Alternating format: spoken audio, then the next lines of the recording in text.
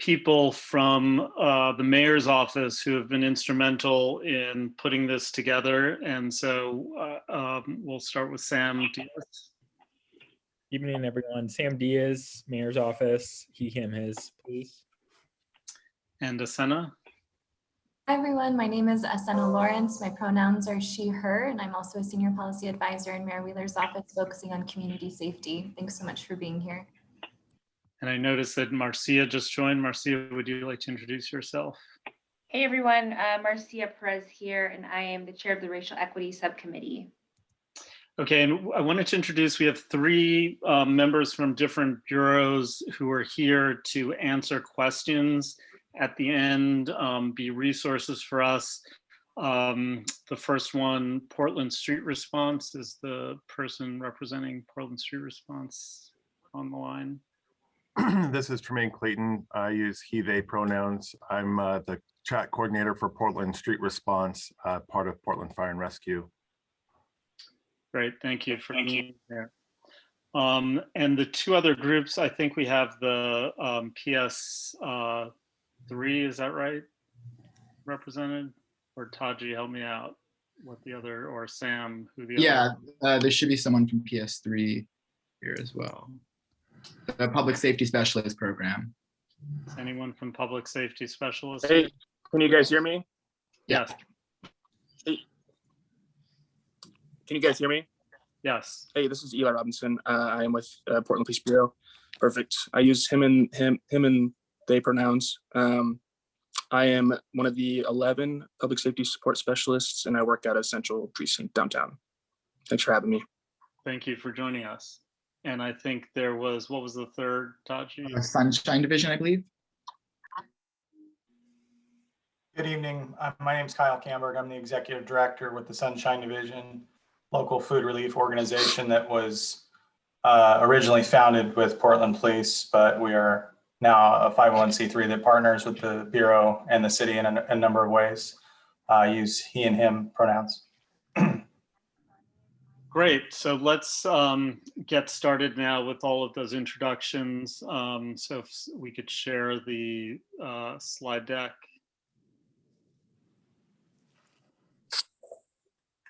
Sorry, Claudia, I didn't know if you wanted me to share it, if you were going to share it.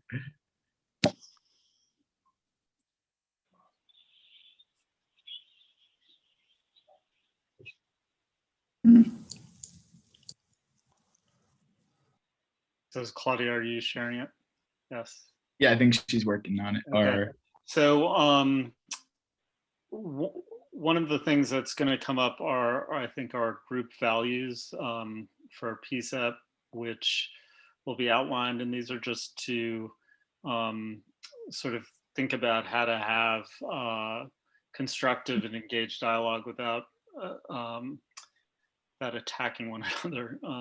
And so if we can go to the next slide. So Todd, you maybe. Could I give yeah, so a little bit of an overview. We will be starting with a light presentation, just describing what Core Patrol is, going through a little bit of transhistorical context for everyone about some data.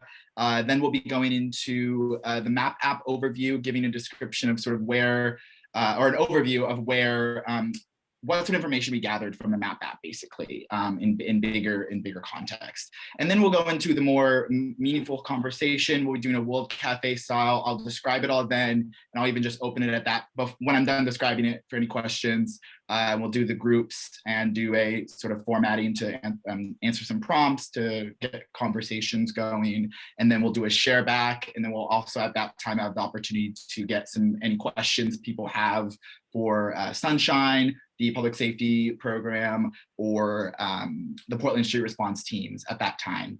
And then we'll do some next steps, and we have a date laid out for the next work session where we'll be going into starting to draft together some recommendations. Yeah, so these are the values that Elliot was describing before. Won't read them all, but please adhere to them and listen and understand the importance of them and in this conversation, especially working on a very important topic. Yeah.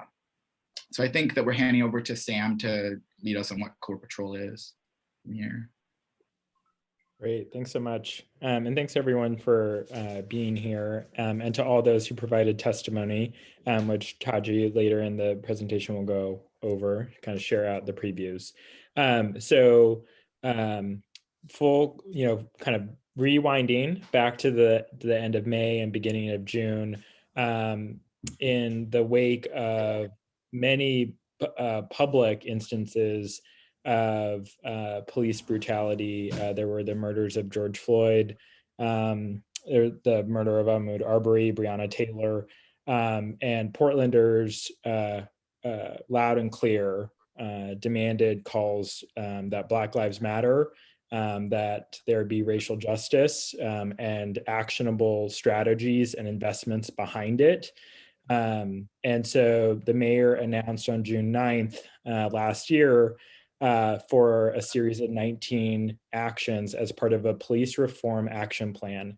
And I want to be, we're focused on Core Patrol services here, but I do, if folks are interested offline after this to learn more about the racial justice actions, please contact Asena and myself. We can put our emails in the chat.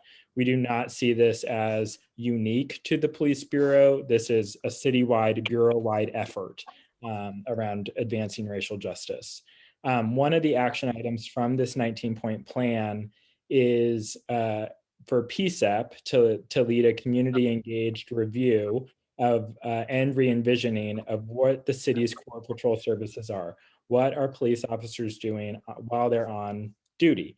So we researched, we drilled down, tried to synthesize as best as we could into what officers are doing while they're on patrol services. A big thanks to the Portland Police Bureau, to the City Budget Office, to help us distill this. We came up with 5 bullet points that respond to a variety of activities. So our officers are responding to emergency, non-emergency calls for service. They conduct preliminary investigations. They enforce traffic and criminal laws. They provide a visible presence within the community, and they participate in community events. Next slide.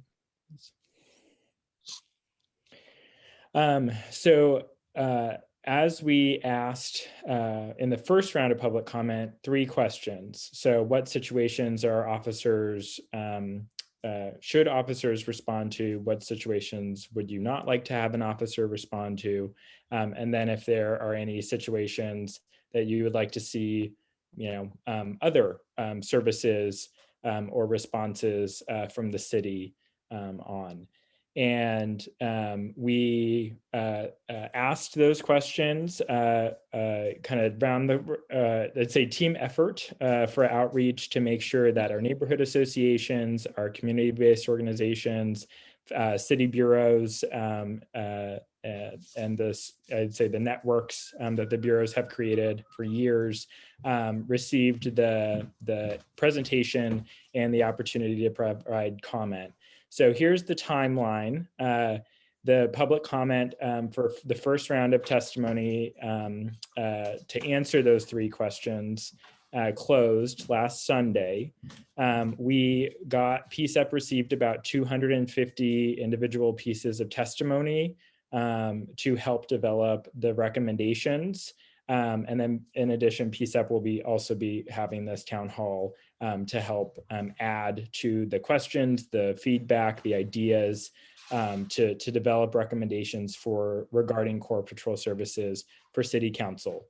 Moving forward, Psep will then post that draft recommendations for people to read through, respond to. So there will be another round of public comment. So you can read through that, talk that through with your family, your friends, community members, your colleagues, submit your comment again. And then Psep will read that testimony as they are right now on the first round and propose any changes to those draft recommendations. Ultimately, Psep will vote on a final set of recommendations and present them to City Council in a public hearing, most likely May of this year.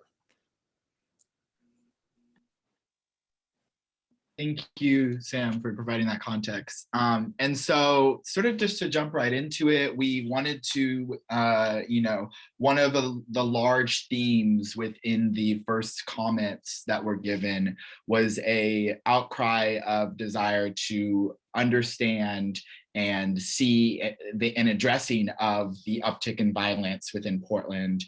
I don't think it's sort of unclear to anyone that there is an uptick in violence, and it's affecting a lot of different neighborhoods and communities in different ways, on the side of the, affected by the violence directly or indirectly, So addressing that so we can have this conversation about Court Patrol and really looking at how it is related to the conversation we're having, but it's also, a larger thing that's happening across the country in regard to violence. There's in the FBI's report from last year, 20.9% increase in crime in proportion to last year at this same time period.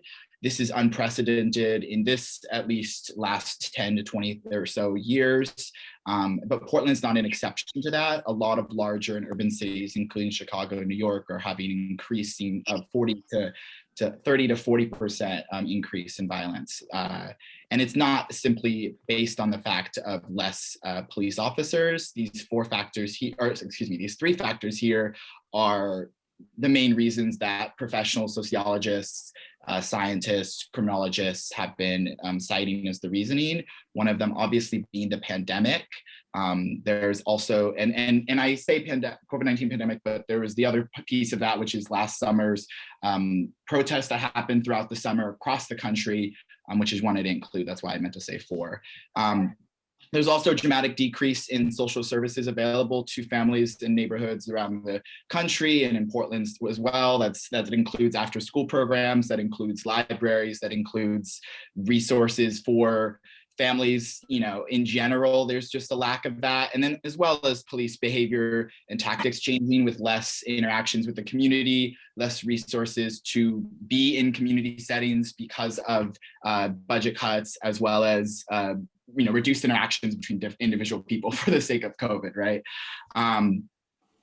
So I just wanted to make sure that was addressed first and foremost. And I think now I'll hand it over to, I'm sorry, there's one more slide after this, which is a little quote from the director of the U Chicago's crime lab, and they study crime on a national basis and why crime occurs. Could you go to the next slide?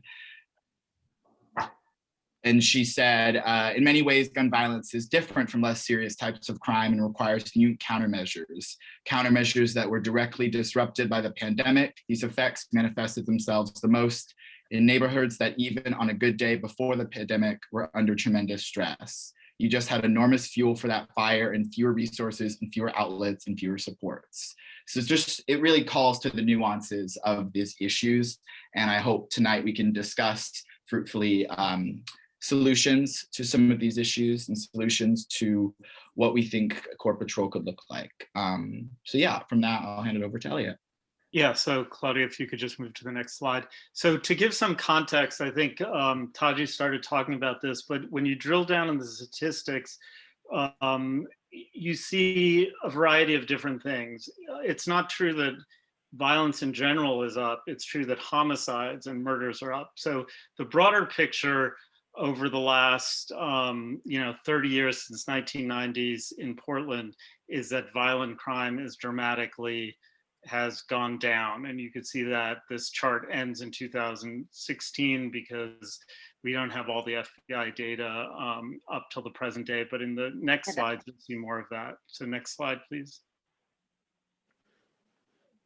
So this is the PPB, Portland Police Bureau data, their open data website. They divide offenses by three category types, but the two I'm going to talk about are person crimes and property crimes. In general, we could think of person crimes as violent crimes, homicides, assaults, etc.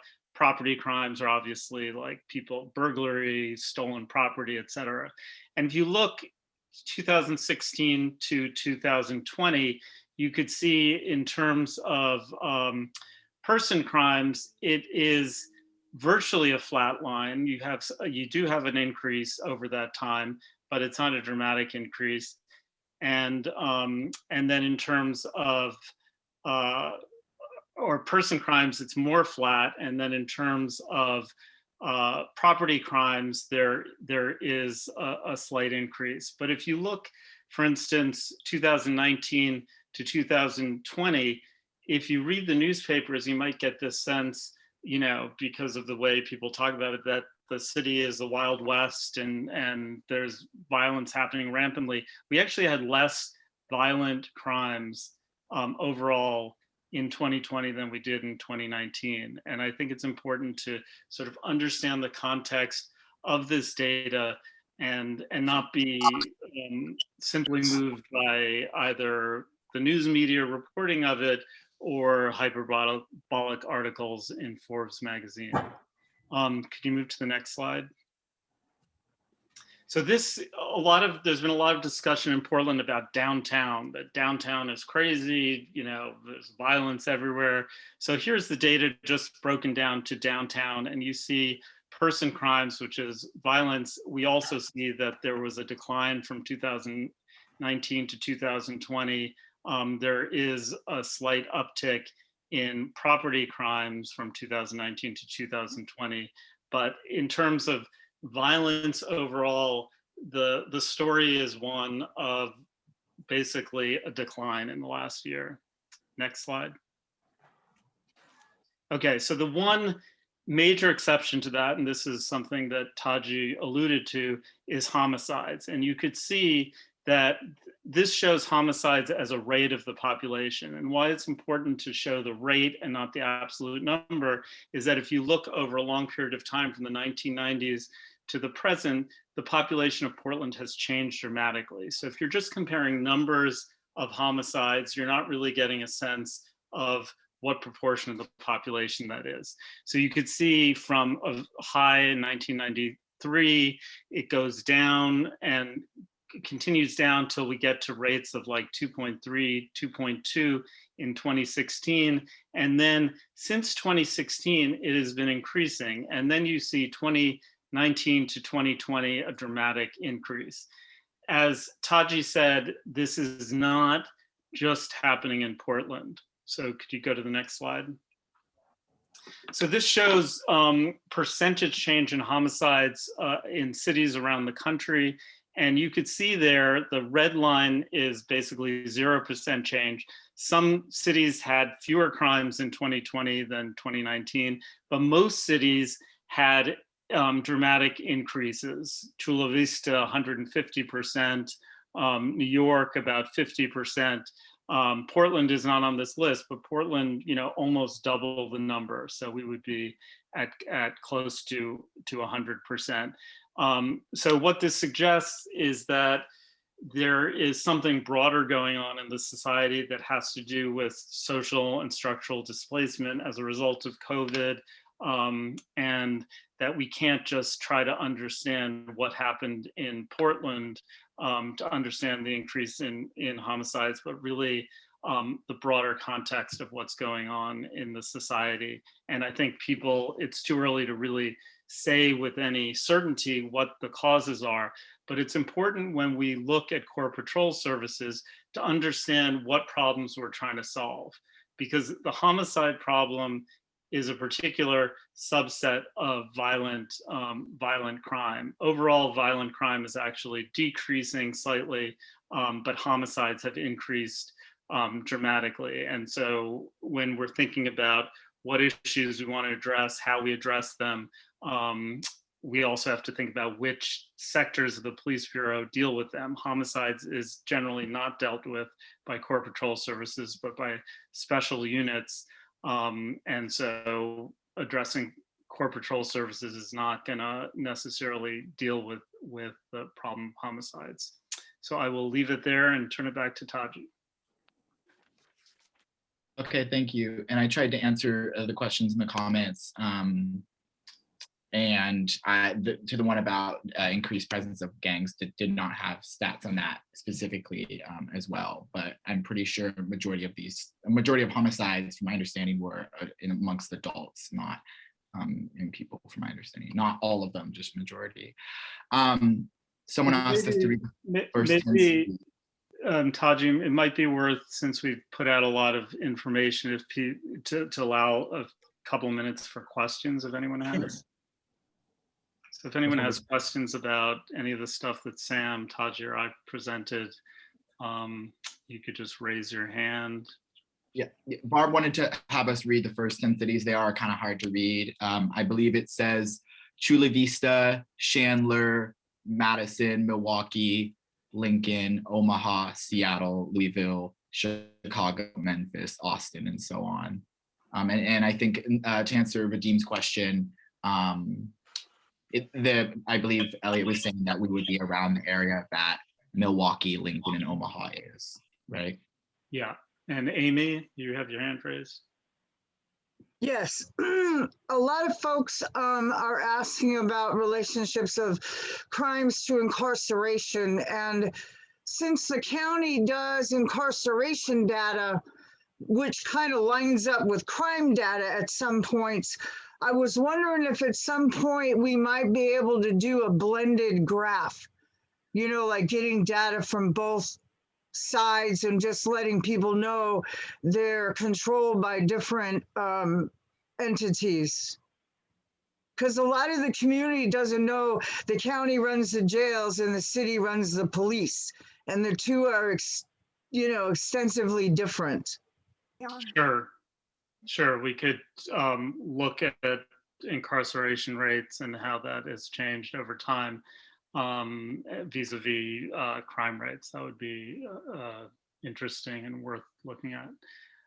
Yeah, and the other thing I wanted to say is the chart that you presented, everything that I am seeing and hearing in my work downtown is lining up with most of the crimes I'm seeing are people and property, person to person and property crimes. So it kind of lines up with your charts, just to put that out there.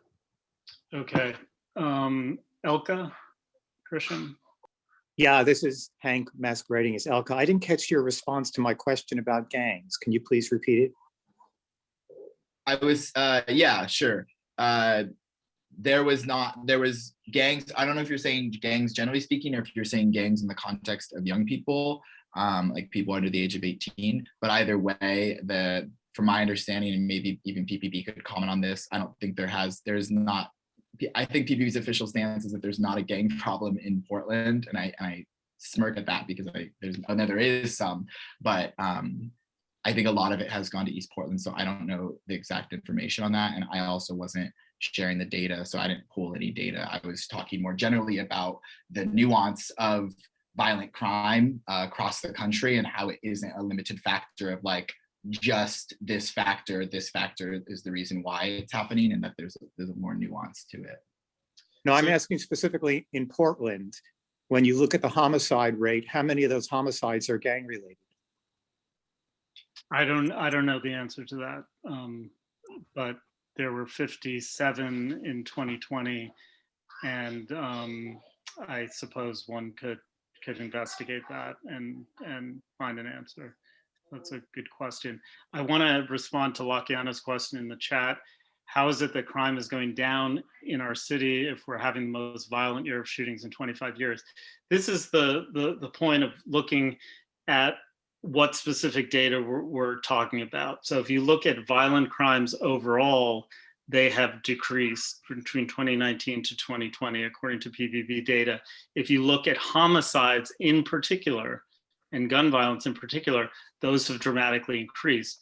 The number of those is, obviously outrageous. There shouldn't be one gun violence killing, but it's a number that's 57. So the overall number of violent crimes, assaults, is of a much higher number. They're obviously lower level violent crimes. So you're just looking at apples and oranges, and it's possible for overall violent crimes to be going down and homicides to be increasing, because the number of homicides compared to all those other violent crimes is much lower. Elka, is that a new hand? Or And then someone in the chat was wondering about homicides by police. From my understanding, there was no use of deadly force last year by PPB. So that's not included in this information. yeah, that's correct. No police shootings, killings last year. Is there any other questions before we go on from here? There'll be plenty of time to discuss more in detail around if there's anyone's thoughts on these things, but if anyone had any more questions about the data or the piece of it, we can, okay. If not, then we'll just continue. Checking the comments. Okay. Cool, so could you move the slide along, please? Cool, so like I said, I wanted to give everyone an overview of the round 1 of testimony we received. That should say January 15th, not 12th, apologize. But January 15th to February 28th, we received 247 to be exact, different pieces of information, some of them long email, or some of them long paragraphs, others sentences, others PDFs of documents. So a very variety of testimony. And you can go to the next slide, please. So, oh, where's the slide before that? Okay, thank you. So what I did is, because I don't want to go obviously through all 240 pieces of it, but I broke it down into 4 different areas of feedback that we were given, or types of feedback we were given, like things that people were talking about. First is being officer-related reforms or officer-related comments, those related to how officers interacted with citizens. There was then another one around the structure.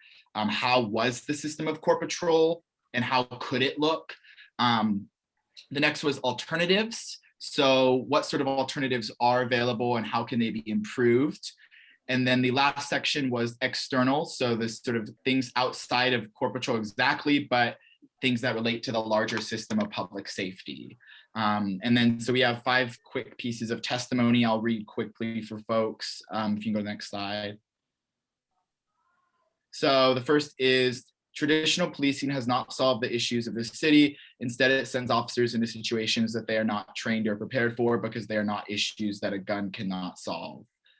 Because they are issues that a gun cannot solve is what I would say. I think the sentence is a little messed up. But next, please.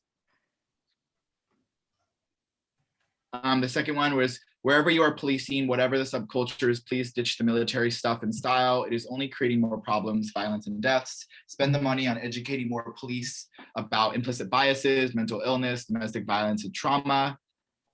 Next one, please.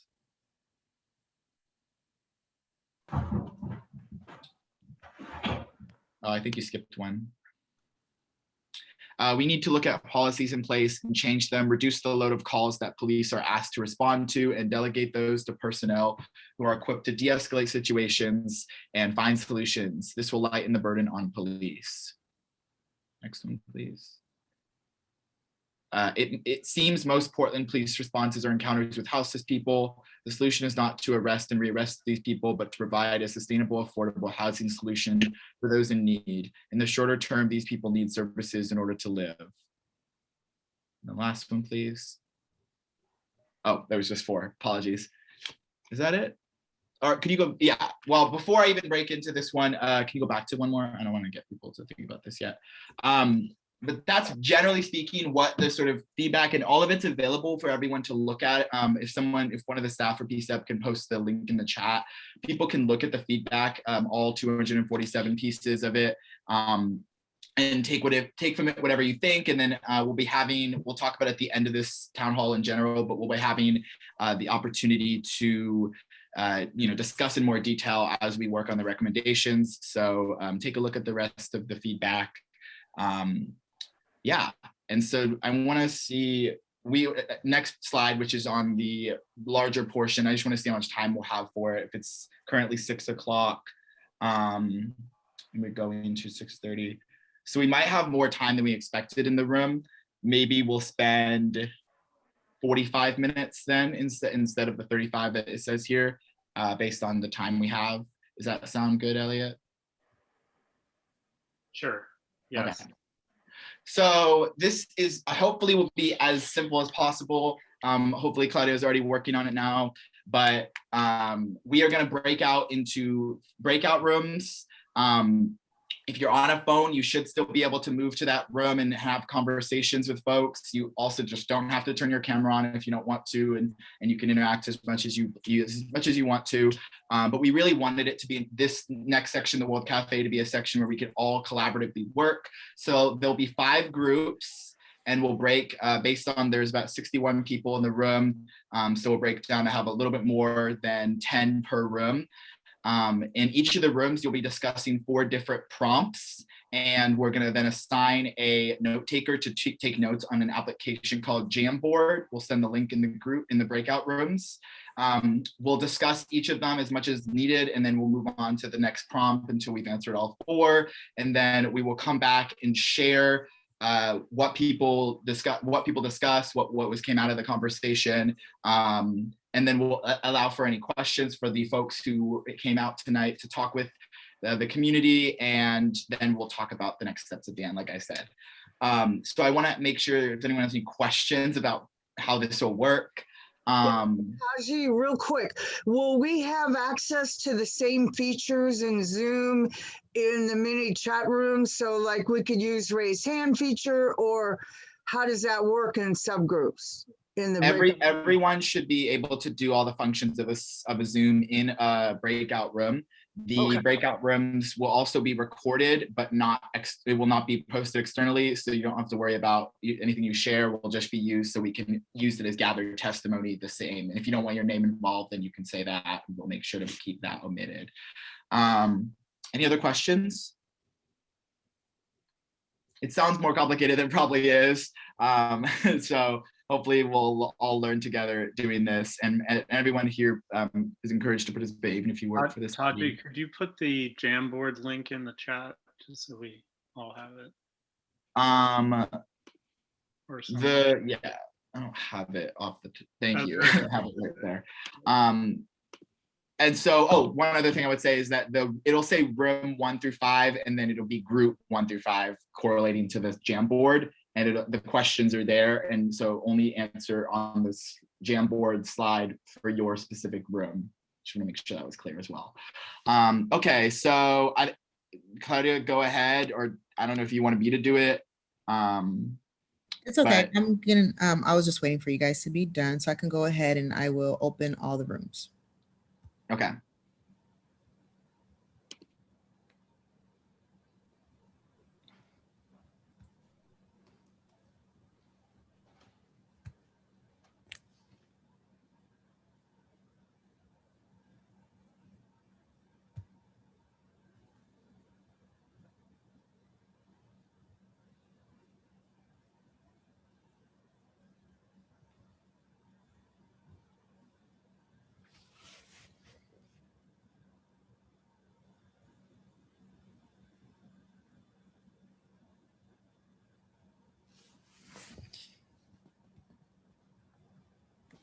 Claudia?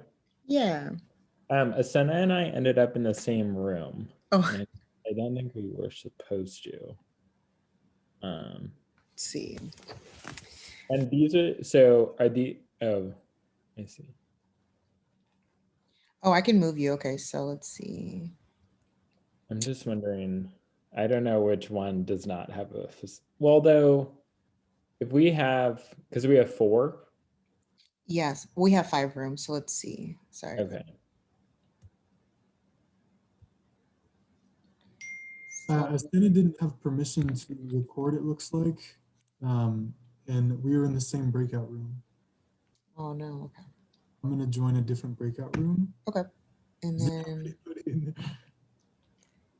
see, I'm just trying to assign Sam.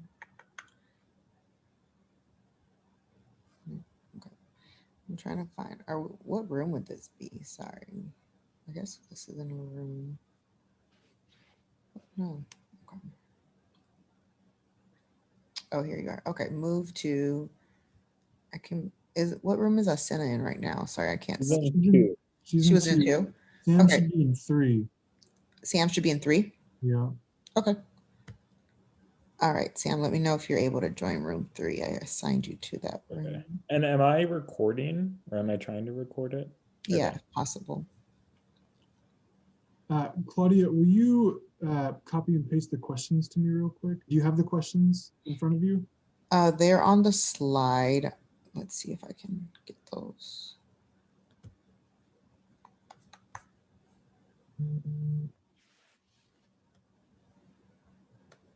It should be on the Jamboard already. Do you see the Jamboard yet from the link that I sent? No, but I'm gonna join room 4. Who else is in? Is anybody facilitating in that room? Let's see. In room 4, we have no. Okay, I'm gonna go ahead and join it. Okay, I will send you the questions. So that's question 1.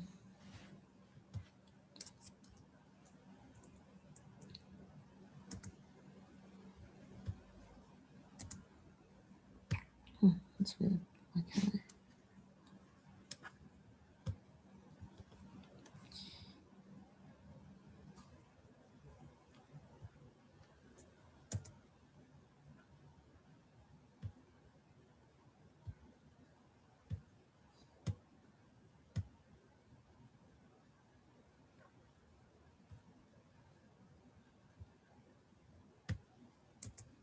Why can't I send him? Okay.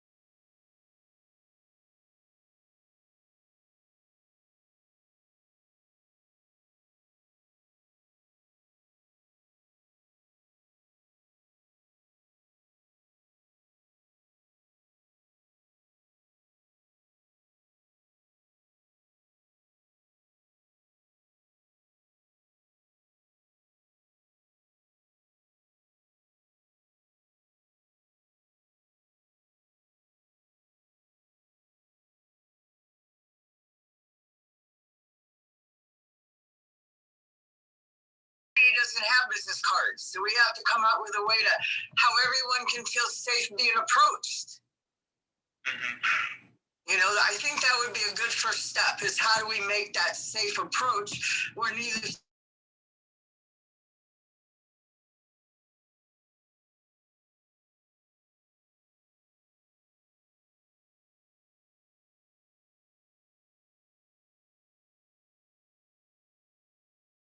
on sort of relationships between community and police.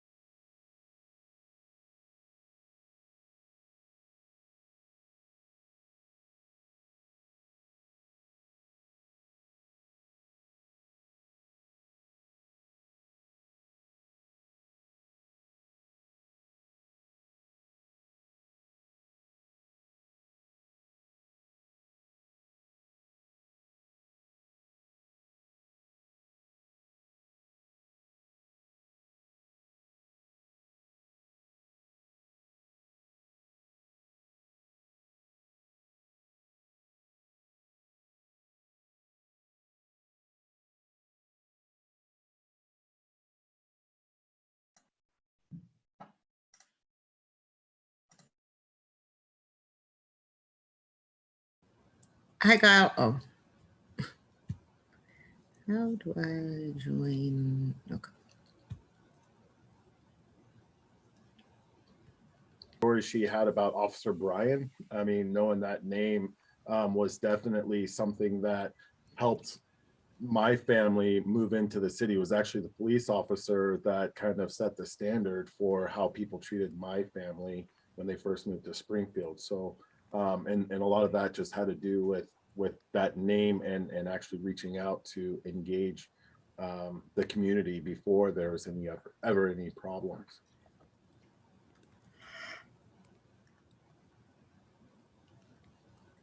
Thank you. Yeah, I'm sorry. I'm just trying to clarify. I think we have until 8:45 or 6:45, right? Did we start it right at 8? I think, okay, that's right. So I want to make sure we can get to all 4 questions. But I want to make sure that everyone can answer this question with as much thought as possible.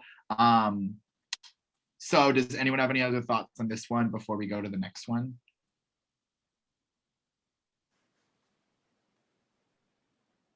Okay, cool. So we'll head to this second one. I'm sure amongst all the 4 groups, there'll be a great amount of information on this. So the next question, I'll just share my screen again so people can see. So the next question, I think it goes in, I wrote them, I should know. I think it's the structural one. Yeah, I'm just trying to go to that slide. Avi, it's gonna be slide number 6, if you can get there. Oh, I've already gotten to it, Taji. Okay, amazing. So what calls should police not handle and therefore not be included in their current structure for group 1? Mm-hmm. Is that correct? Yeah, that's correct. Okay, I'm there. Perfect.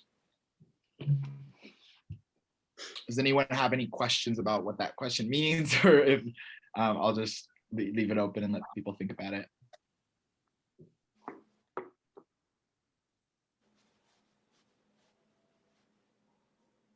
Is everyone aware of what calls police do handle? Sean? I guess I'd kind of open a lot of the very low priority calls that police handle that have to deal with like the houseless or just issues that don't really rise up to the level of a crime seem like a good kind of place that maybe that isn't the best place to put those police resources, considering the cost as well as their main focus. Yeah. Fun trivia, if anyone knows or saw the presentation in the map app, but PPB, I believe, responded to over 370,000 calls, or not responded, but received 370,000 calls last year for a variety of different reasons. But, overwhelming majority of, not a majority, but a decent amount of them were for lower level things, disturbances, unwanted persons. So that's sort of what Sean was getting at. So thanks, Sean. Taj, I'm going to try and put in a comment and take notes at the same time on what I'm saying, but I can write it, no problem. Okay, so my issue is the most horrendous instances that we have all just been disgusted and shocked by nationally have been about officers stopping people while they are living their lives. People who are crossing the street in a way that officers don't think they should cross the street, or people who don't have the up-to-date registration stickers on their license plates, or minor traffic infractions that just go horribly wrong, that where the police keep escalating because they don't feel they are getting the respect or the response that they want. It ends up with somebody going to jail or being dead. No to those calls. Why do those have to be sworn officers who do those lower kinds of infractions? Why isn't it unarmed people that do those kinds of things? Or is it a priority that we do those things? Do we care that somebody is jaywalking? Because police cannot enforce every single law that's on the books. They make judgments. So maybe there is a space to make some deliberate judgments that they will not stop anyone for jaywalking. Why would they want to do that? Sorry, bit of a rant. Just, but that's the idea. I want to speak. I want to mention it's a little bit like echo what Avi just said, but it's different example. I was doing right alone with the police officer, and we were going to different responding to different phone calls, and one of them was from retirement facility. So we walk over there, and you know, the man who was living there, he called the police just because, you know, somebody not returned his check. And that call was completely not related to, you know, calling the police, but just because the phone call was from a retirement facility, so they has to respond. And in general, from my point of view, that is wasting of time. And I believe it should be, as I mentioned at the first question, it should be both way. It should be community education, not only on 911 calls, but also where's the resources for, you know, for different members of the society, you know, resources, information, everything, educational piece, community education. It should be both way. And police must be focused, as one member of our group mentioned, on a like terrific crime. So, and spend energy, you know, for public safety on exactly where they should be, but not at this, you know, like minor things like, oh, people crossing the road in, you know, in different way. Whereas it's not like, yeah, for this piece, we need to do community education, and it should be start like from the school, and, you know, single moms or wherever, you know, whose children homeschool, like it should be community education, and everyone should be play a role, like every member of this big, large group who's belong to a specific community, they has to go back to the community and educate community on different pieces, you know, how to keep community safe. Thank you. Yeah, just to kind of bounce off of everything everyone's been saying, I think it's all really important. And I think some of the big things I'd like to see is obviously mental health, you know, calls. I think those are really important to have real structures and a lot of support. I think there's kind of multiple avenues when police in particular are responding to those calls. I know in particular, I had an example of someone who I thought was having a mental health crisis, and I called, you know, non-emergency, and they're like, well, we think that if we think that they are in, you know, harm of themselves, or we have to call the police. And I'm like, I just, you know, you just don't think I want to get someone help, but I just don't know what will happen if it's in the hands of the police, unfortunately. And also sometimes, you know, I'm in the recovery community myself, and being in, you know, a state of unwellness when, you know, possibly you're intoxicated, that also can result in really, you know, kind of really scary situations. And I think there's a certain level of between education, between citizens and police, there's this level of like confidence versus conflict in how you come into a situation, whether or not me as a citizen or the police officer even, am I confident in what I'm going into, or is there conflict because I have this, you know, kind of disordered history, and my community has a disordered history, you know, with police and that kind of thing. So I think that's just a couple of things we need to address before we can move forward. So thanks. Hi, Yeah. this is Sylvia. I just want to speak to the last person, this young woman who's just spoken. And I have a lot of experience with the Portland Police, with my son, who on occasion had meltdowns. Can you hear me okay? We've had to call the police numerous times because he has suicidal ideation. And it does depend on what's happening. What I can tell you is that I've worked for many years now with the Portland Police, and when I am concerned about someone going down a rabbit hole, so to speak, when I feel that I need to call because I can't handle that myself, it depends on how big the person is. It depends on how far out the person is. The other thing is the person cannot hear what you may be trying to talk to them about, because they're beyond that. So what I can tell you is my personal experience is that when I call a 911, usually I can't think to call another number. I call 911 and I ask for an ECIT officer or a CIT officer. So I absolutely believe that all officers need to have CIT training. And for provide just say real quickly what CIT is for folks.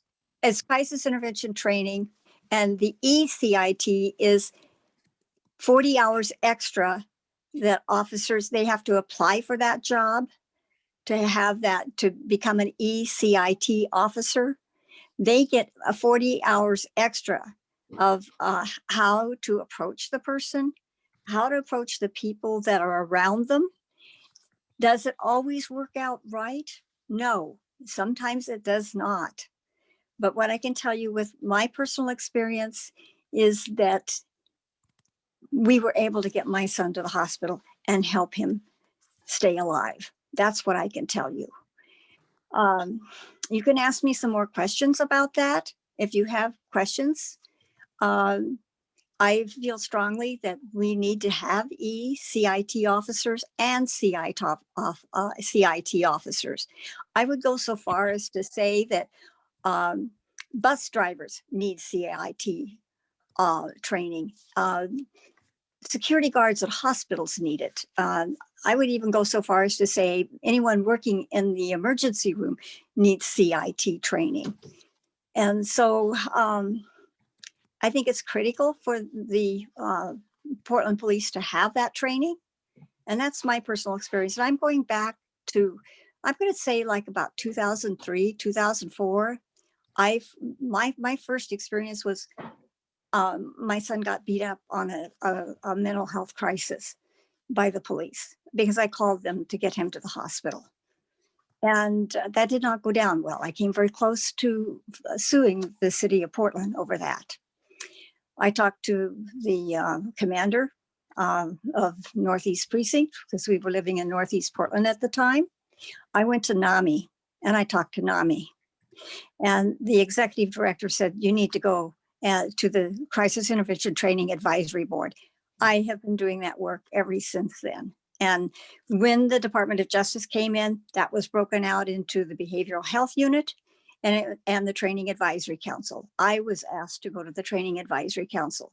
So I am a charter member there. I guess what I'm going to say to you is things don't always come down the way they should. And I strongly believe we need to continue to work with the police, but also I know that we now have the Portland Street Response that I don't know enough about it. And I'd like to get together with Tremaine if possible to talk with him how that's going to work, because I know that there are situations where they're not critical. It depends on what's happening as to when you call for an ECIT officer or a CIT officer. If it's people being out of control or not able to, have people who are around them to help them to get help, and then the Portland Street Response can get involved, and then that may work. I just don't know how. I do have a lot of questions about that, just based off of my own personal experience. I don't know if it would work for us, because I know that the other piece of that is that sometimes people struggle when you try to get them on a stretcher, you try to stop them from killing themselves. And so you may need a police officer who's been trained in taking a person down, because sometimes you have to do that. And in our case, that's been the case. Thank you, Sylvia. We have to try to make sure we can get to the next question, which really just relates to this idea specifically as well. And so for time's sake, we have to go to the next question, but it does relate to this idea around, the Portland Street Response and other alternatives. So I'm just sharing my screen again, just because I feel like maybe that's helpful. I don't know if it is. But the next question is, what alternatives to Core Patrol do you want to see, and how can they complement public safety, the current public safety system in place? Hey, Taji, this is Avi. I just want to let you know that I'm at slide number 11 with that question, Okay. so I'm ready to go. Okay, perfect. You are on top of it and I'm not, so give me a second.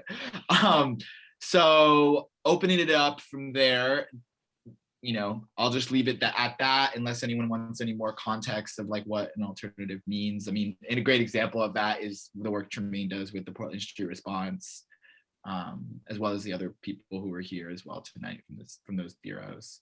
But this is really an opportunity for, thinking of your wildest imagination, what you think would best serve your community, to support you without the necessity of police, to sort of answer those calls that police shouldn't be handling, but still need to be handled nonetheless.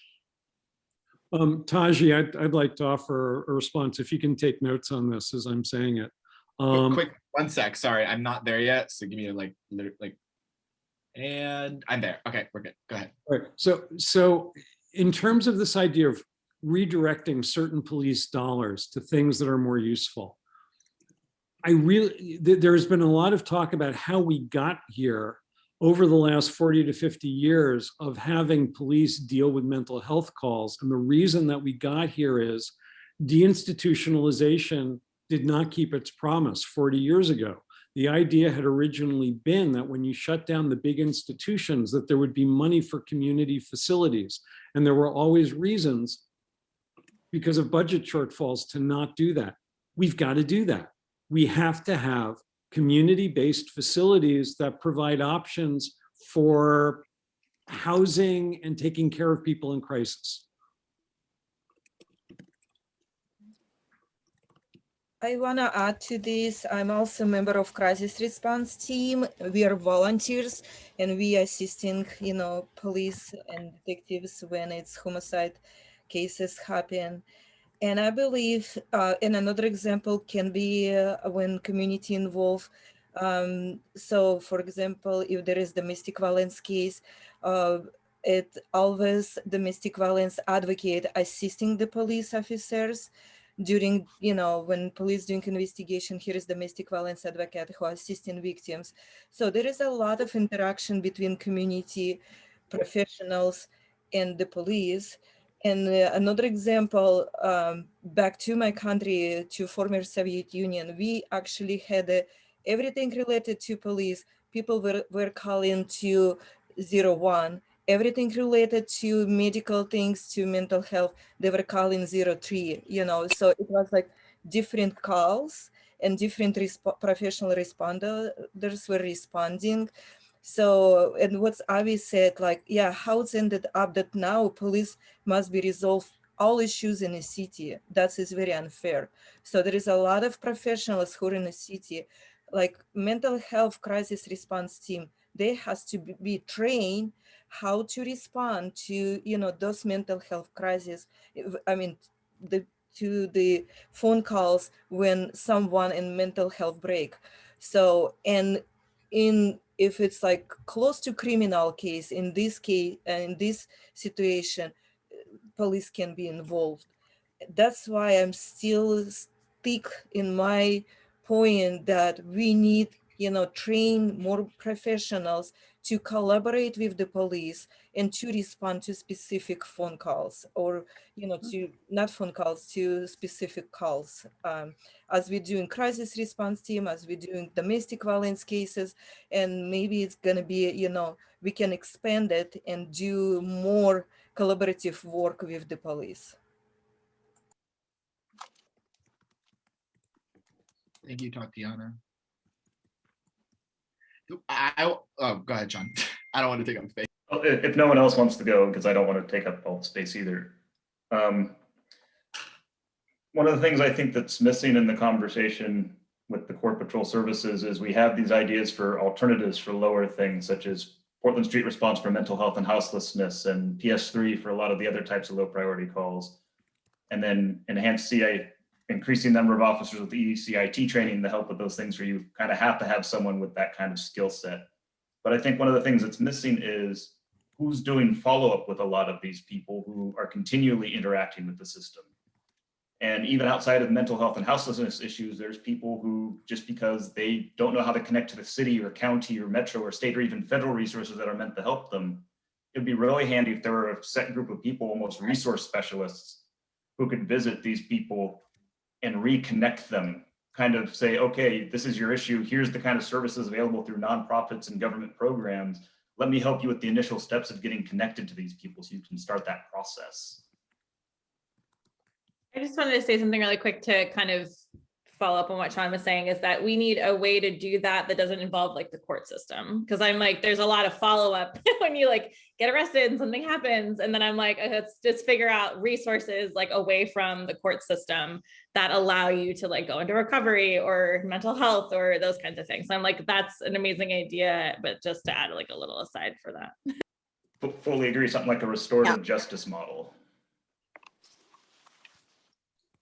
If I may chime in, I think it's a great idea, especially in our houseless community. The problem is if people are looking for recovery, for a lot of those people, there's nothing available or very, very little, especially when you're underfunded or you have absolutely no resource. So we know what they need, they know what they need, but they've got nowhere to go. There's no place. It's not new, and it's getting worse because there are more people on the street. So that's kind of where that follow-up thing, we kind of do it right at the shelter as social workers, but we have nowhere to send them.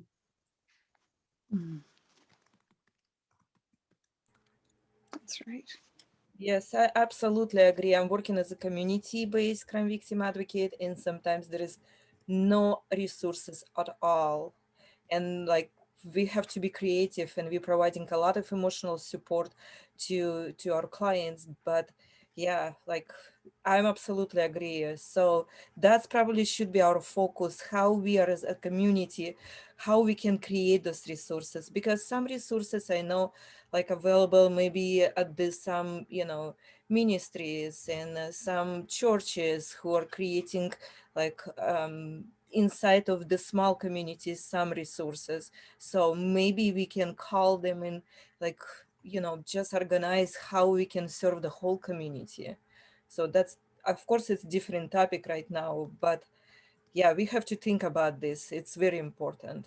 What I really like what Sean been saying, that follow-ups, the follow-ups, it's very important piece, because that will create healing of the community. And Hank, did you have something to say? Yeah, I'm curious. I know that there are statistics on breakdown of different kinds of activities that police get called to handle. When you look at the call volume, what, roughly speaking, is the call volume that is associated with job descriptions that look like today's officers? And what's the call volume for some of these other future-looking job descriptions? And the reason I ask is we have the very beginnings of street response, but it's such a small number. I just did a calculation. Even if that number doubled every year, it would take 7 years just to get to 100 people. And my sense from the data I've seen is that even 100 people doing street response is completely inadequate to cover all the things that not only occur, but that you are highlighting on this call. Is that resonating with anybody? Oh yeah. Let me quickly respond to that. So not only is the street response, and Tremaine, I'm not speaking for your thing specifically, but I do know that they are not just exponentially increasing at that low of a rate every year. I know that they have bigger and bolder plans than to just have two new officers come in next year, whatever. Like, they have ideas of how this will be expanded and how it could look like a model that can complement PPP. But to your other point, you're right. Like, there's going to always be, like, you know, not enough people out there doing the problems. And I really think that it's important that there is more a holistic approach to it. So they're not just addressing people on the streets, but they're also addressing why they're on the streets, and not just like the fact that they're having issues. And PPP typically does not have the resources to do the follow-up work that the street response team does. So there would be a lot less recidivism than previously, which a lot of calls were repeated calls for the same instances or the same people. So the goal is to try to like get it and wrap it around the services for people so that it's working more upstream and less of having to just deal with the same amount of calls. The goal is there's less calls in general, so then there's less need for that many people. But still a point, and we still have to figure out where all the resources will come for street response and for other things. But I really love this conversation, and it kind of relates to the last point. I want to make sure we can get to the last question, which relates to the 911 question. But Sean, did you have something you want to say? I just want to say, I don't know what the estimates here for Portland are, but I know in Eugene, the Cahoots program, they estimate about 5 to 8% of the police calls that would have gone to the police there go to the Cahoots instead. And I think in Denver with the STAR program, they're currently estimating around 3% of the call load, though that program's like only 6 months old. Yeah, and Eugene and Denver, well, Eugene I can at least say is smaller than Portland for sure. Yeah. Okay, so the last question, I think we're gonna go to like 50, let me see. Okay, mostly everyone's done. Let's try to see if we have anyone's thoughts on this one, and then we can be last if we're not the last group. So last question is, when you call 911, what do you expect and what do you not want? We sort of talked a little bit about this, so but you don't have to, if you shared something already, and that's the exact idea. I mean, Sylvia, I know you give some great input on this, and same with Caitlin, but other people's thoughts we'd love to hear. I would like to say that one of the things that we would want among the people I live with is to get a response as to when we'll get a response. If you call and something is happening right in front of you, it's really good to know whether an officer is going to be dispatched and arrive, or whether or not they're too busy and no one's going to show. For a true crime in progress. Yeah, there is a lot of intricacies within BOIC around that issue in particular. Oh, I know. We've talked to Mingus Maps about this. Yeah, it's been an eye opener. Yeah, but I think they're trying to really address this, and I know that PPB as well is trying to address this. Sylvia, I see you. Go ahead. The other question to that is, and this was just in the newspaper in just the last few days, is that the BOAC wants to have an exact address. And sometimes when you are in a critical, I've been in this position, you have a critical situation, you're trying to get the police there, and they want to know an exact address, not an about, but an exact address. And you can't always do that given what's going on around you or what's going on around with you, as it was in the person who was in the paper with somebody trying to run them down with a car. And they got out of their car and they started chasing him, and the person's on the phone and BOAC says, well, you have to give us an address, an exact address. So in today's world with the satellite, is there another way that they could, pinpoint where this call is coming from and get the police there? Or an about position, like I'm in between Burnside and Halsey, or Burnside and Stark, or something like that. But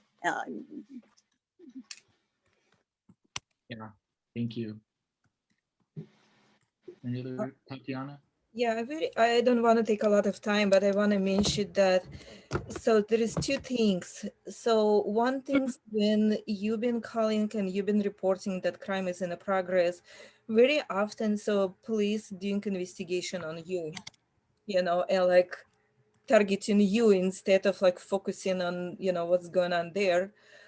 It was one thing when I've been thinking about 911 call, and another things, I'm gonna speak, on behalf of the, Slavic community and parents who have children, and sometimes they're calling 911 because, the child, like maybe the teeth is bleeding or something like that, like, simple need medical things, but there is immediately CPS starting being involved in the case, and parents or community members, they're just scared sometimes to call 911.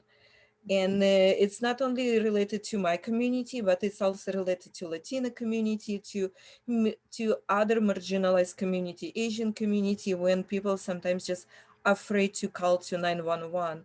That's why it's, again, back to my point, like maybe in the future, of course, if not right now on the table, but maybe in the future, like in 10, 20 years, we can separate, phone calls related to the crime, like related to the police, and other calls will be related to, medical assistance, mental health assistance, and etc. Thank you so much. Yeah, sorry, I just wanted to recognize that we have like 60 seconds. So if there's anything else anyone wanted to say, we'll be doing a call out share back, but any other thoughts? Thank you, Avi, so much for helping with the notes. I don't know if you were able to get to the 4th slide, but whatever, we have the recording. So, but if any other thoughts, are we good?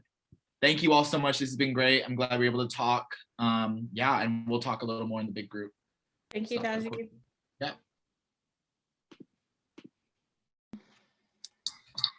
Okay, welcome back. I know that groups finished at different times, and sorry if we cut you off in the middle of a great conversation, but hopefully we could share and continue the conversation here. So I hope that each group chose someone to present back, and we will just have that person give us some encapsulation of ideas you talked about. So group number 1.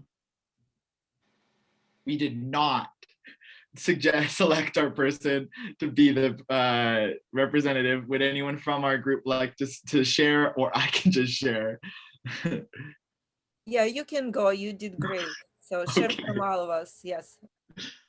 We discussed a lot of different things. I will say that there was, really great conversation in the beginning around the sort of things we need in relationships to have with police and how we can better them, more opportunities like community settings and events, non-COVID, in a non-COVID setting.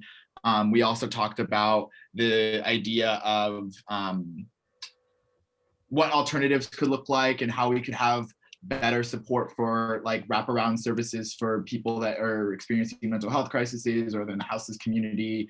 We also were talking about 911 calls and the importance of, knowing when we'll hear from the police or when we'll hear from the person we're calling, and how we can make sure that when we call non-emergency, we're getting the support we need and not police, and how we can better PSR. We talked a little bit about that. And then we talked, yeah, I'll just stop there. Great, thank you, Taji. Group number 2, did you assign a presenter, or maybe the note taker could present? So I'm the person that will be presenting for group 2. And again, my name is Asana Lawrence. For alternatives, our group talked about providing below market housing, specifically 30% or lower MFI, as a way to curb people experiencing houselessness, addressing some people with mental health challenges. And there was a lot of consensus around that one. Also, there was a request of law enforcement not handling issues with schools, particularly when there are student absences in schools, sending law enforcement officers to the students' homes, but rather having a more compassionate presence there. Marlon was our note taker. Marlon, did you want to add anything? There were many good ideas shared in our group. Yeah, there are different views. There seems to be a consensus, though, that there's not a good relationship between the officers and the police right now. There are some views that the community needs to be more cooperative. There was also some views that that the community needs to work on building trust with, that the Bureau needs to work on building trust with the community again. And there were several different ways mentioned around that, about how we could do that. Basically what you were saying, Asana, talking about how we need to start investing, for the response to 911 calls, what they expect, that there's they don't want officers showing up to their house with guns. 2, sorry, I'm looking at my notes. The timely responses. Yes, a timely response. And a proportional response to the issue in which they called 911 for. Yeah, and a desire for the officers to all have training in equity as well. And the other thing, the main thing that I took away is they would love to, the last thing that I took away from that was that they would love for police to or that BOIC would do a good job of determining when something is an emergency and when to send a PBB, and when they should be sending them to non-emergency. Thanks, Marlon. That's our report out. Okay, thank you. Group number 2. Group number 3. Hey everyone. So I'm looking at our slides. We have lots of sticky notes on here. I think there's a general consensus that we believe that police need to build trust and be fair and equitable when they're working in the community, and also believe pretty heavily on this prompt about not responding to social issues, and particularly school issues, mental health crises. We agreed that we felt that law enforcement should be trauma informed, that there should be more social workers and increased coordination, opportunities for peer-to-peer supports to be in place. And let's see, this last one. We had lots of ideas on what we didn't want to experience with law enforcement, particularly pulling out guns on unarmed people, not treating folks as suspects all the time, having a timely response, believing individuals. So we had a good conversation. Thank you, Marcia. I see Marlon, you have your hand raised. Do you want to add something? I don't know how I raised my hand. I don't know why it's raised. I apologize. Oh, that's okay. Okay, group 4. Is that me, Theo, or did someone? Okay. So we had quite a bit of input here, and I'll try to skim through it. For community, there was a desire to have better relationships with the police, that there's not a connection to the community as much as there used to be, and that there's a gap in education and training for officers in certain area. But there's also feedback that officers are good people trying to do the best they can, but the system is not giving them everything that they need. For some of the other answers, I'll try to find the general framework, which is officers shouldn't be responding to things that are not within the crime area, so mental health crises, and that they should be culturally competent about the responses that they make. There needs to be demographic statistics in how police officers are hired so that they represent the community, and that they may not be necessary in certain incidents like traffic stops. As an alternative to core patrol services, of course, Portland Street response was mentioned, and also the need for that to be expanded and expanded more quickly than it currently is. And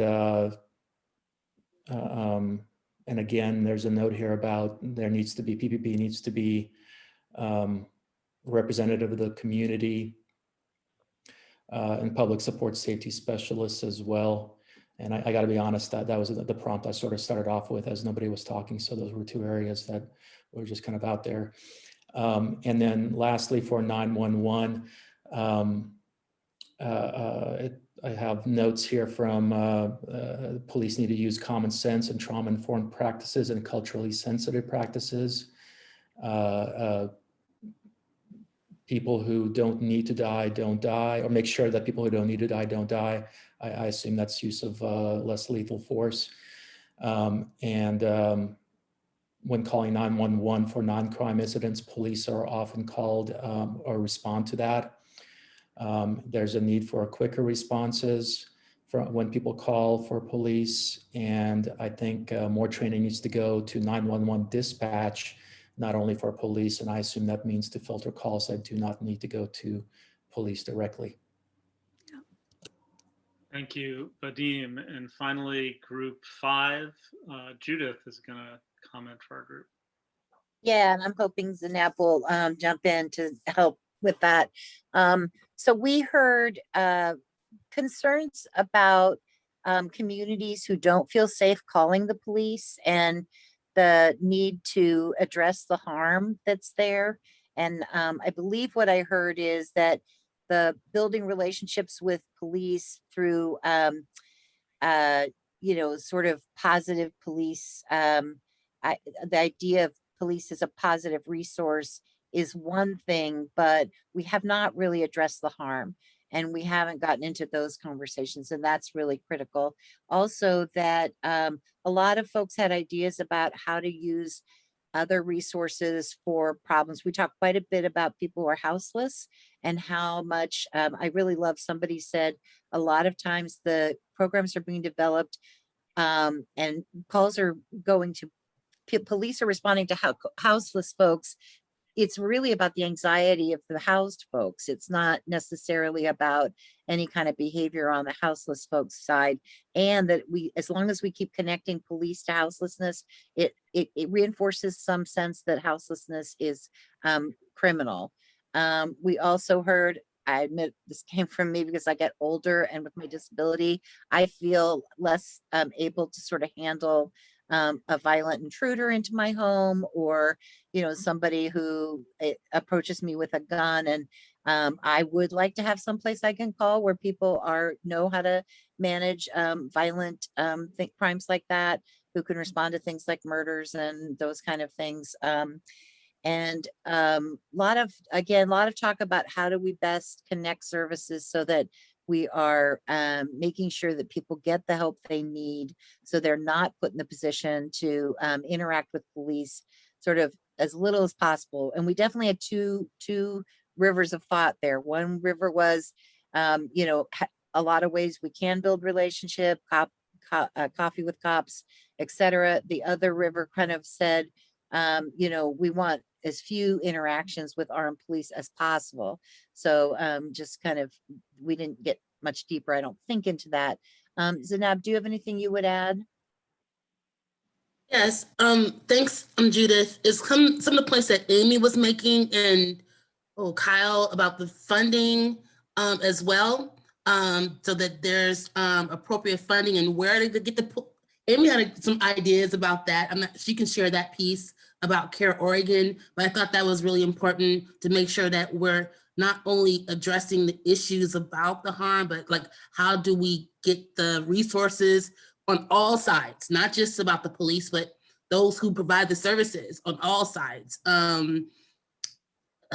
Kyle I liked your point about it's not a monolith.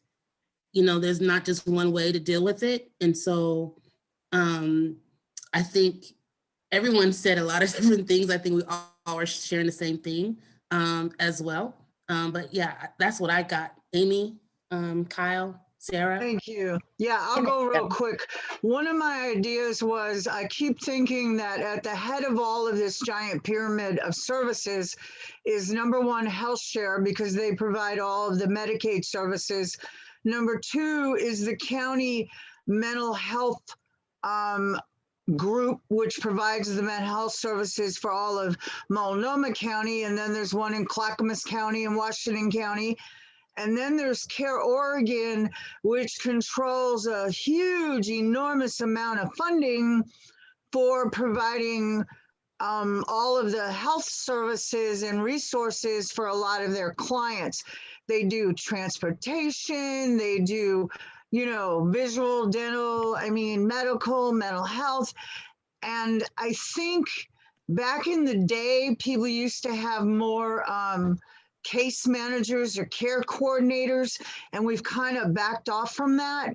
But I think we really need to have, I like the idea of a triage coordinator, and kind of triage from PBB to like a department at Care Oregon or somewhere at Multnomah County Mental Health. They have their own crisis line, to where we can actually get these people to the people who are already serving them, most likely.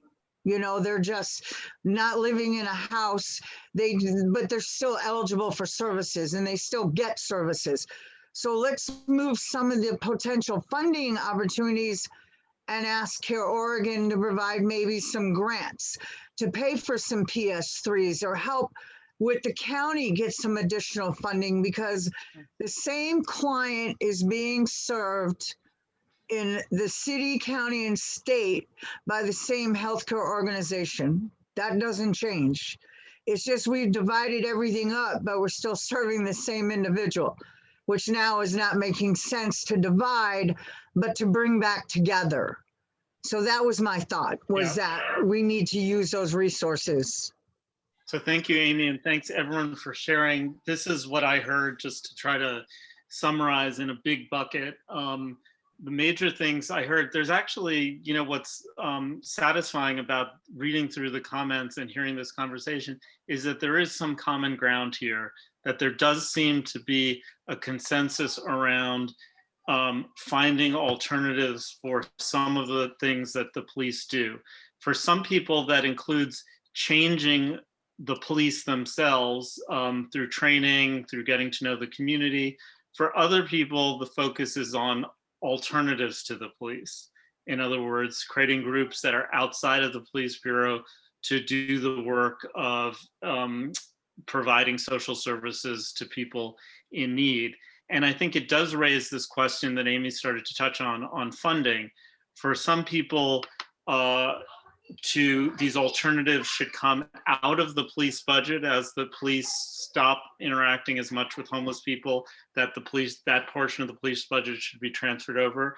For other people, they say, no, the police are stretched. We need to keep the police budget as it is and just add more money onto these alternatives. And so there are different ways of thinking about how to address this problem. I want to open it up now because I know that there were probably too much said in the small groups to be captured by the individual presenters. So let's just open it up if people have comments that weren't captured or other comments that they want to share now. And also recognize that we have the three folks from Sunshine Division, from Portland Street Response, and from the PS3 officers. So does anyone? Excuse me, I did have a question about all three of those groups that you named. They're all part of the Portland Police Bureau, Elliot? Well, not Portland Street Response, but the other two are. Yeah. So what is the question? Was that the question? Oh, yeah. Yeah, so Portland Street Response is under the Fire Bureau. The other two are under the Police Bureau. And they're just here to answer questions. I don't think Sunshine Division, sorry, Kyle, I think you were gonna say that, but they're their own 501c3. I think they initially sprouted out of PPP, but Kyle, you can say more to it, please. Yeah, you're correct. It's frankly, so the story is so long and old, I'll give you the 30-second version. But yes, the Sunshine Division started in the 1920s with the Police Bureau. And then in the 1960s became a 501c3, and over that approximately 60 years, it's evolved quite a bit. We're a nonprofit like any other nonprofit. I'm not employed by the city. None of our staff is, but 98-year partnership and relationship there. There's definitely connectivity there, and a number of things we do. And then there is a police officer who's about approximately half of his time is spent with us, and so there's essentially, he's a connector to all the bureaus, but also the city as a whole. And so there's definitely a relationship there, but we're not governed by the city or the police bureau in any fashion. Well, thanks for clarifying that. I see Avi's hand is up. Yeah, thank you, Elliot. In all of the conversation in our group and in the comments from the other groups, there's something that I have not heard addressed yet, which is that in addition to all of these social drivers and systemic drivers requiring some reform of the job police do, there is also the issue of how police are trained to do their job and the, I guess you'd call it the philosophical approach that police are trained to have in terms of how they do their job. And we all have heard of the term broken windows policing, which has been, as I understand it, the way that large cities have been training their police for the last 40 years, the idea that if you come down hard on small things, that you prevent big things from happening. The problem is that has been leveraged against minority communities and has driven mass incarceration. So I am wondering, is Portland Police still using a broken windows model? And in addition to that, there is also a data-driven concern where in many police departments, police are graded according to how many arrests and how many stops they make. Is Portland Police doing that? And does that need to change? Can we have a form of policing where police are not judged by the number of arrests they make, which certainly, if they are doing that, is going to drive the amount of interaction that armed officers are going to have with citizens? Thanks, Avi. So since that's a direct question for the PVV, Mary Claire, do you want to take that? Also, Mike. Well, actually, yeah, I would defer to AC Frome, to be honest. Okay, Mike.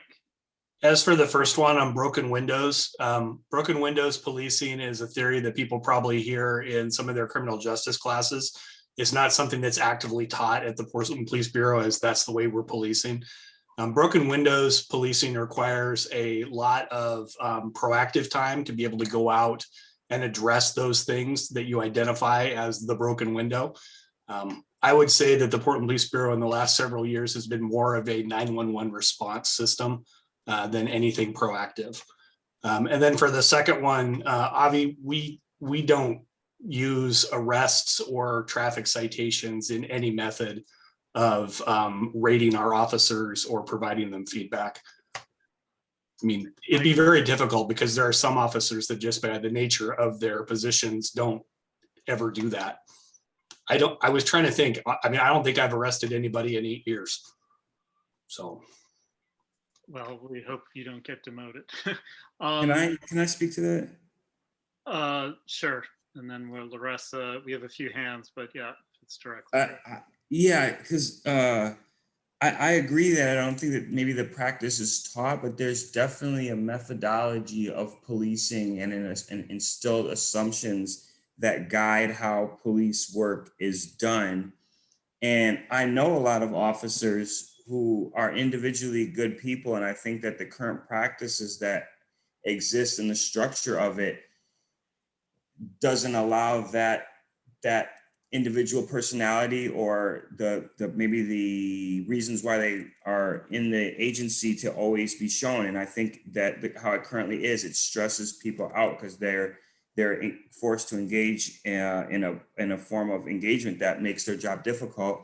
And also the current structure, how it is very cost heavy. If we were able to eliminate certain roles out of that work and allow officers to respond in ways, it would also lessen their load so that they're not, so that to Vadim's point, they can actually respond to certain calls that are within their purview, and also free up time to be engaging in the community. I think there should be some window of time where they can engage and get to know community members. So I think as it stands, it's a very top-heavy, expensive approach. And from what I'm hearing and the discussions today, that there's a lot of ideas that could relieve officers of some of their other duties and build a model that's more community friendly. And also then I think would help improve officers, because I can just imagine in that from conversations that we've had that morale is low and the job is very stressful with everything that they're being asked to do. And then how, on top of how what they're being asked to do, it directly is adverse to how community members want to be engaged with. Okay, so I'm going to move to the questions because I want to get as many community people in here as possible. Larissa. Hi, Larissa. Lisa, sorry. I guess I have two questions. One, I guess, is like more about HR practices. When I lived in Ottawa and I worked for the Ottawa Police there, at one point they were only hiring white men that were a certain height, but then they started getting into different practices. This is well before I was there, but you got more points. So if you were a social worker, if you were BIPOC, if you were trans, if you were, you got more points and you got hired based on that. So I didn't know if there are HR practices here in Portland that gave them maybe like a points-based system if you are of a certain type of individual, someone who speaks a different language or other things. And then the other thing is just, I've only been in Portland for about 1.5 years. So just reading, just like the police unions and just, you know, all the work that community groups like this are doing, but the police unions in the end, I hate to be negative Nelly, like what are we gonna do? Like I'm reading this thing from Tom Potter. I don't know how he was, but you know, he simply just wanted to say that the police should serve the community first and then themselves, and the police union went back and fought him on even that comment. So what do we do with the police unions when they fight back on stuff like that we're trying to do here? Thank you, Larissa. Cat Meow. Thanks. I have two things kind of interesting enough, Larissa, kind of piggybacking off of that. I didn't hear a lot of talk in this just breakout rooms about accountability practices for officers who continually use violence, like, and it's always, you know, said that it's appropriate use of force.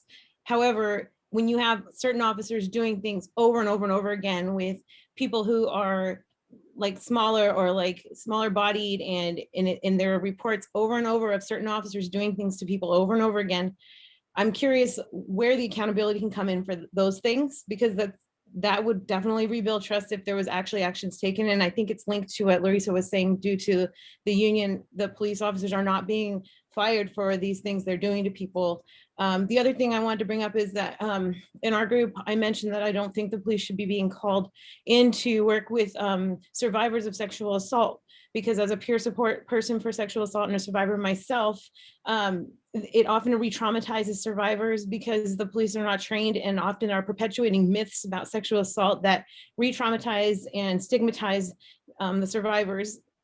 And I just don't think it's healthy. And then I would really appreciate it if the police were not allowed to look into your background record and bring up previous assaults while they're detaining you or taking you into custody, because I don't understand why that's even allowed at all. Okay, thank you for those comments. Caitlin and Benjamin.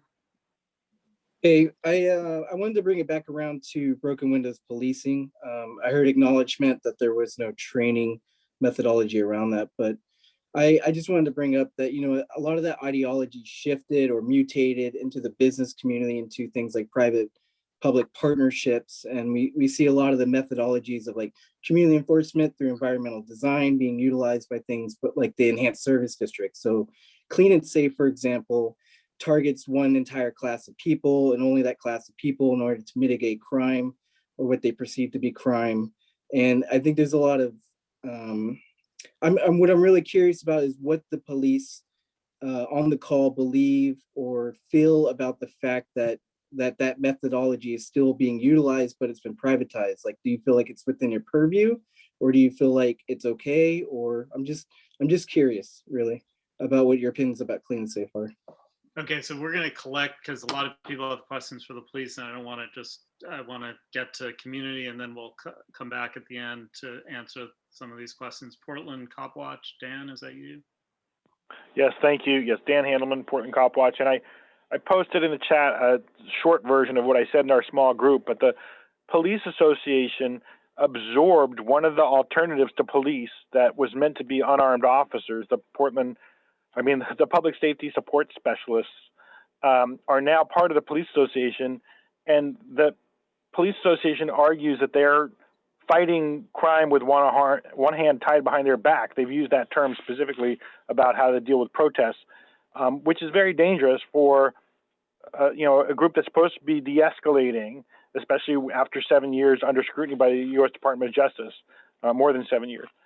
So not only are the public safety support specialists in that association now, but 911 operators are also in the same collective bargaining unit. And just within the Portland police themselves, sergeants and detectives are in there too. And the sergeants oversee the line officers who they're supposed to be investigating and holding accountable. So a lot of the structural problems that we have also kind of go back to the way the Police Association has been allowed to absorb all these officers and quasi-officers who have nothing to do with what the line officers are doing. And I'm hoping that somebody can address that. Yeah, the structural issues I think are key.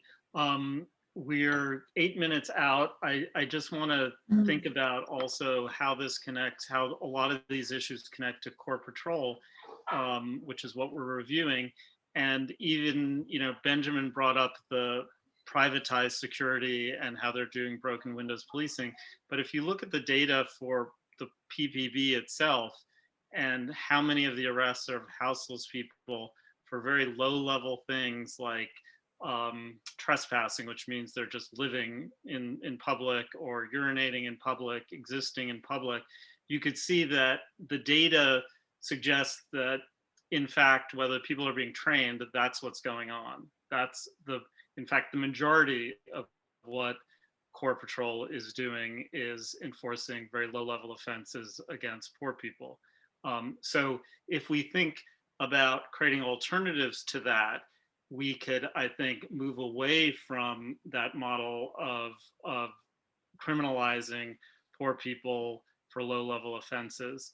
The other solution would be, of course, to change the laws and just get rid of these as laws in the first place.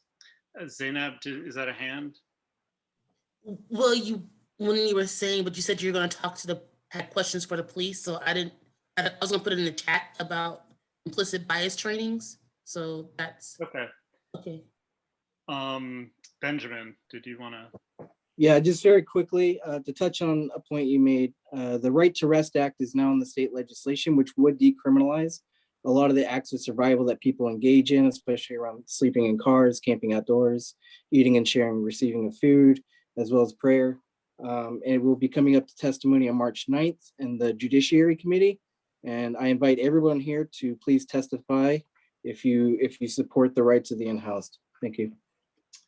Thanks, Benjamin. So maybe, Mike, you could respond to some of the direct questions about policing and the the privatized security. Mike?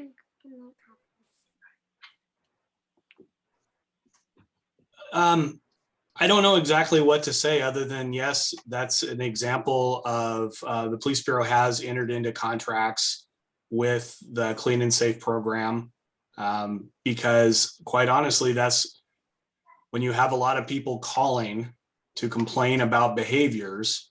I think in the past, we found it easier to work with private security to immediately handle a lot of that to eliminate officer time. I mean, if that makes sense for people. I think what we have to really focus on is if we want to eliminate the police's involvement with that, we have to address the underlying conditions of why the business owners and the people downtown would call 911 because of perceived problems. So, Mike, what would you say the general tenor is creating these alternatives to some of the work that the police are doing now? Is that something you, as an individual, think would be a positive move? I'm all for getting people the right person to help them. And like I said it in our small group, police over time have become the Swiss Army knives of solving problems everywhere. And that's not appropriate. What's appropriate is the police focus on what really should be core police.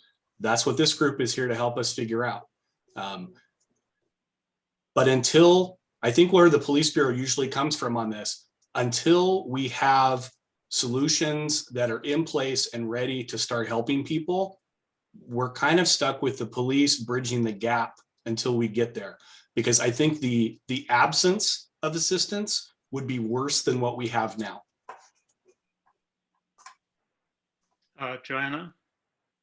Yeah, I think no one here, at least in my small group, everyone was talking about alternatives to the police. So I think that is a very red herring argument. And no one wants to just stop the police and leave everybody alone. People are talking about expanding Portland Street Response. I thought it was really exciting and interesting that last year, Commissioner Udaley had talked about because she was in charge of PBOT, had talked about shifting traffic control and those kinds of things to a non-police entity, possibly under PBOT. And that was kind of shot down. So it's good to hear that that's being considered. So I think that in the area of transit traffic, in the area of schools, in the area of dealing with our houseless neighbors and helping them, that people are talking about lots of different alternatives that have worked. And I think that what we're all calling for is for the city, and I think this reimagined public safety idea is that let's move very quickly to put into place these alternatives that are working in other cities, that are already working here. Let's expand them so that we can actually provide public safety that's safe for everyone. So I just want to, I felt that was important to say because we hear that a lot, and that's not at all what we're here to argue. Yeah, and I think one of the issues that comes up when that question is raised is the question of funding. Like, where does this funding come from? And as I said before, some people think, well, as the police are not doing certain functions, that funding could come from them. Other people think it should come from other places. Zainab, and then you have the last word. So thank you, and I appreciate Joanna and Mike's comments. One of the things you said, Mike, I started thinking about like SWOT analysis, knowing your strengths, and I'm not sure how often the police bureau or different divisions look at their own strengths to see if it doesn't apply, should we then look for more training or look for someone else to handle things. And so like me, I'm not going to, I have no strengths in doing operations, so I'm not gonna operate on someone, even though they may need support. And so I feel like this is probably a great time for the police bureau to do their own internal assessments of what their strengths are, and where they can provide support and be realistic, because all the things about funding and money and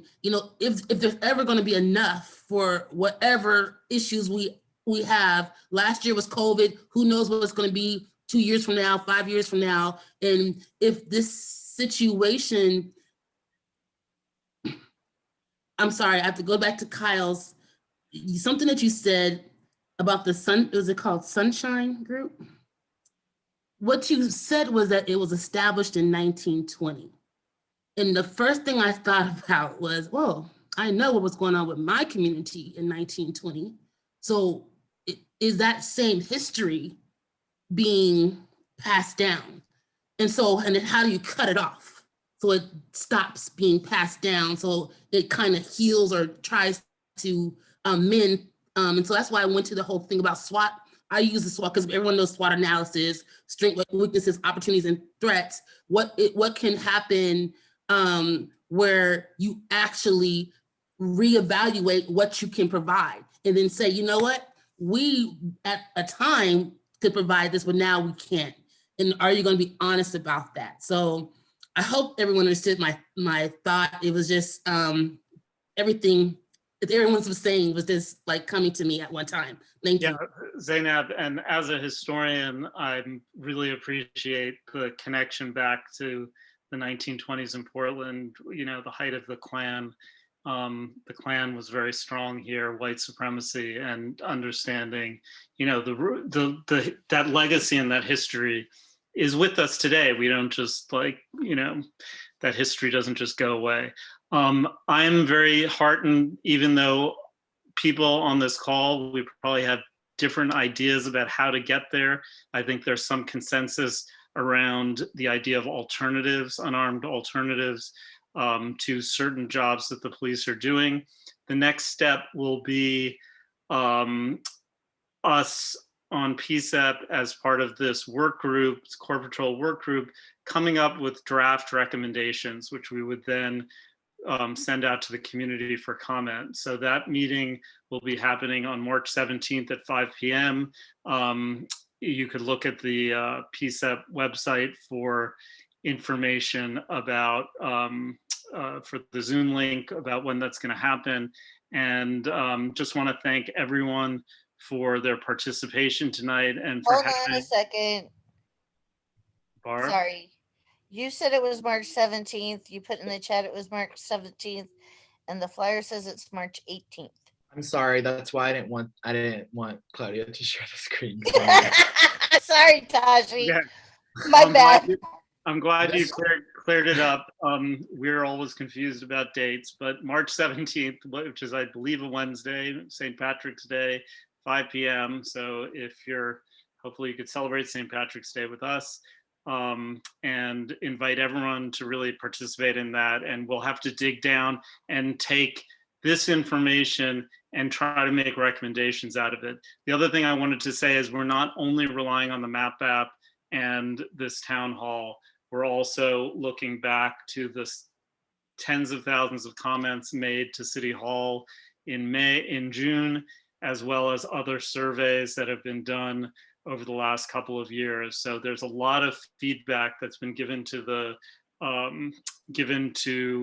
the city, and we want to make use of that to come up with recommendations that are really representative of the ideas in the city. So thank you to everyone. Thanks, Taji. Do you want to say any final word? I would echo the same thing. Thank you, Elliot, for facilitating with this, and thank you everyone for coming out tonight, sharing your input, sharing your experience and your truths. And I'm very excited to continue this process with as many of you who's interested as possible. So, and thank you to the mayor's office for their support, and to Psep staff, and to PPP as well, and to Kyle, and to Jermaine, and to Elijah. I don't know if you hit it off, but yeah, thank you everyone, and have a great afternoon. Take care. Thank you. Evening. See ya. Thanks, Taji.